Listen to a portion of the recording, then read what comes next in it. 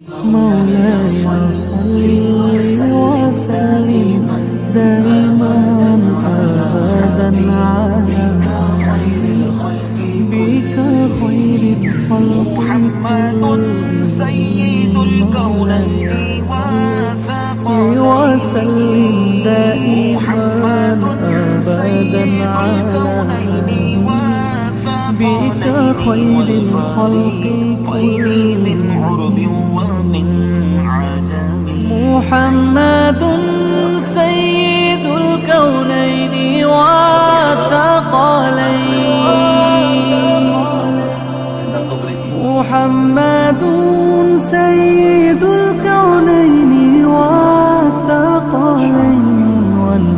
إنما هو حصل الذي شعب النبي صلى الله عليه وسلم كان واحد، لكن خرج منه الفروعات 5